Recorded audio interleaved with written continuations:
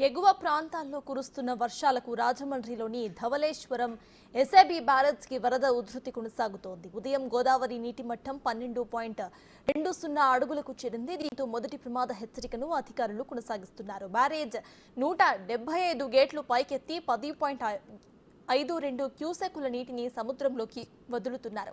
వరద మరింత పెరిగే అవకాశం ఉన్నందున లోతట్టు ప్రాంతాల ప్రజలు అప్రమత్తంగా ఉండాలని అధికారులు హెచ్చరించారు. మరింత సమాచారాన్ని మా ప్రతినిధి రాజేష్ అందిస్తారు.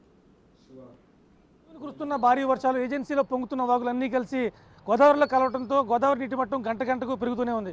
ఈ రోజు ఉదయం మొదటి ప్రమాద హెచ్చరిక ధవళేశ్వరం ఆనకట్ట వద్ద జారీ చేశారు. ఇప్పటిదాకా 10,30,000 క్యూసెక్కుల నీటిని సముద్రంలోకి విడిచిపెట్టారు. దీంతో చూసుకుంటే ఇప్పుడు మొదటి ప్రమాద హెచ్చరిక జారీ అయింది, 13 అడుగులు పైగా చేరుకుంది. అయితే ఈ ఫ్లో ఇంకా ఇలాగే కొనసాగితే కనుక రేపు సాయంత్రానికి రెండో ప్రమాద హెచ్చరిక కూడా జారీ చేసే అవకాశం ఉంది. మరోవైపు గోదావరి నీటి మట్టం పెరుగుతుంటో అధికార యంత్రాంగం మొత్తం అప్రమత్తమైందని చెప్పాలి. ఉమ్మడి తూర్పుగోదావరి జిల్లాలోని 3 జిల్లాలు, కోనసీమ జిల్లా, కాకినాడ జిల్లా, అలాగే తూర్పుగోదావరి జిల్లా 3 జిల్లాల్లో కూడా అధికార యంత్రాంగం అలర్ట్ అయింది. వెంటనే కంట్రోల్ రూమ్ ఏర్పాటు చేసింది. ఏ గ్రామంలో ఏ చిన్న సమస్య ఉన్నా కానీ వెంటనే కంట్రోల్ రూమ్కు కాల్ చేయాలని చెప్పి చాలా స్పష్టమైన ఆదేశాలు జారీ చేశారు. అలాగే సిబ్బందిని అంతా కూడా సెలవుల్లో ఉన్న వారిని కూడా సెలవులు రద్దు చేసుకుని హుటాహుటిన విధులకు హాజరు కావాల్సిందిగా 3 జిల్లాల కలెక్టర్లు కూడా స్పష్టమైన ఆదేశాలు జారీ చేశారు. ధవళేశ్వరం వద్ద సుమారుగా ఇప్పుడు 12 అడుగుల పైనే నీటి మట్టం కొనసాగుతూనే ఉంది. 10,30,000 పైగా క్యూసెక్కుల నీటి ఇప్పటిదాకా సముద్రంలోకి విడిచిపెట్టిన పరిస్థితి ఉంది. మరోవైపు ఎగువ కురుస్తున్న వస్తున్న వరదల కారణంగా ఇటు కోనసీమలోని లంక గ్రామాలు కూడా సుమారుగా 30 గ్రామాలు ముంపునకు గురైన పరిస్థితి, చుట్టుపక్కల రాకపోకలు సాధించిన పరిస్థితులు ఉంది.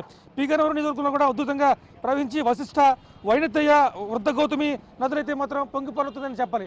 దాంతో పీగనవరం కాన్స్టిట్యున్సీ కావచ్చు, అలాగే రాజోల్ కాన్స్టిట్యున్సీ ఆ 2 నియోజకవర్గాల్లో కూడా లంక గ్రామాలన్నీ పూర్తిగా నీటమునిగాయని చెప్పాలి.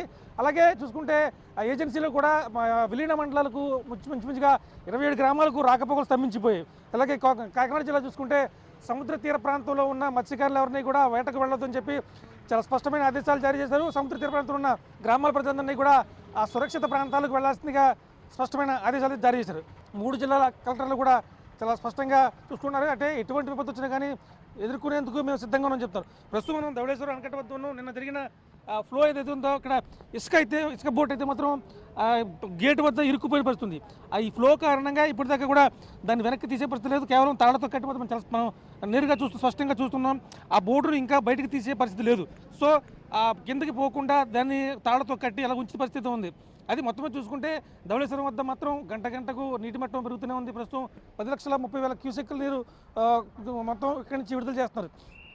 ఒకవేళ ఈ ఫ్లో ఇదే కాక కొనసాగితే సాయంత్రానికి 14 లక్షల పైగా విడుదలయ్యే అవకాశం ఉంది. అలాగే రేపు సాయంత్రం ఒకవేళ 18 లక్షలు దాటితే కనుక రెండో ప్రమాద హెచ్చరిక జారీ చేసే అవకాశం ఉంది.